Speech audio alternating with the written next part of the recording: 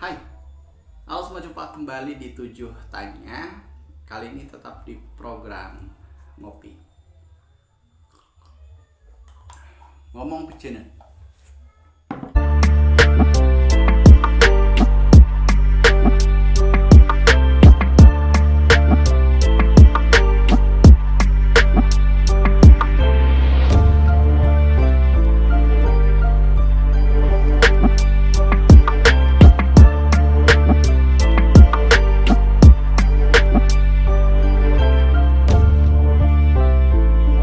Oke, kali ini saya ingin membahas tentang pembiaran.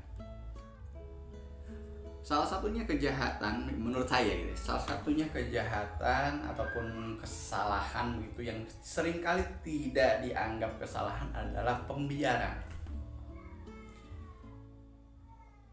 Kita sering mendengar misalkan nih, kita tahu di keluarga A misalkan terjadi KDRT. Nah, tetapi suatu ketika kita mendengar ada keributan di rumah A, terus tetangganya sebenarnya ngedengar gitu, tapi nggak mau ikut campur, nggak mau melerai, nggak mau datang ke rumahnya, nggak mau menanyakan apa yang terjadi dengan alasan tidak mau mencampuri urusan rumah tangga tersebut. Itu kan pembiaran juga. Atau saya ambil konteks yang lain. Kita berada dalam satu grup WhatsApp misalkan. Kita berada dalam satu grup WhatsApp, kemudian di grup itu banyak sekali serangan-serangan, banyak sekali kritikan-kritikan tajam, kritikan-kritikan pedas terhadap lingkungan kerja kita, entah terhadap atasan kita, entah terhadap tempat kerja kita begitu.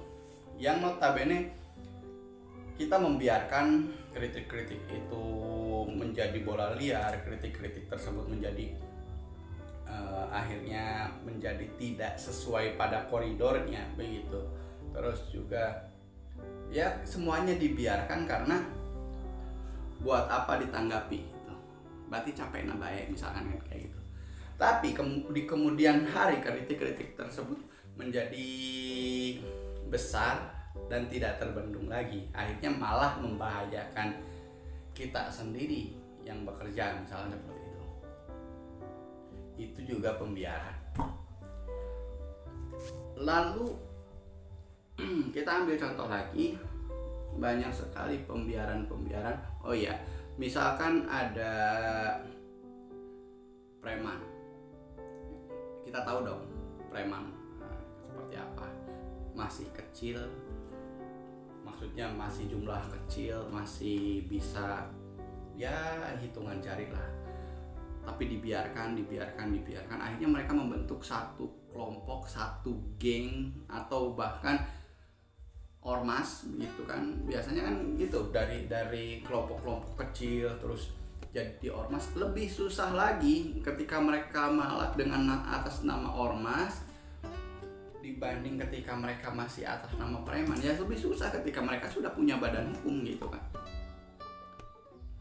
Jadi itu dibiarkan. Banyak sekali pembiaran yang biasanya pembiaran ini malah lebih tinggi levelnya dibandingkan kesalahannya sendiri gitu, atau kejahatannya sendiri.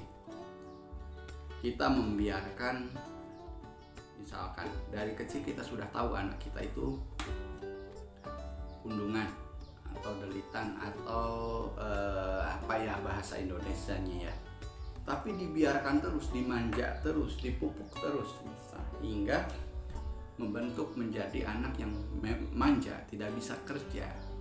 Terus juga di pembiaran lainnya, misalkan udah tahu anak kita itu nggak bisa kerja, udah tahu anak kita itu lemah di satu bidang, tapi kita biarkan, malah kita tutupi, kita diamkan gitu.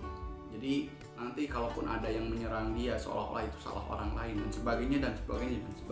Banyak sekali pembiaran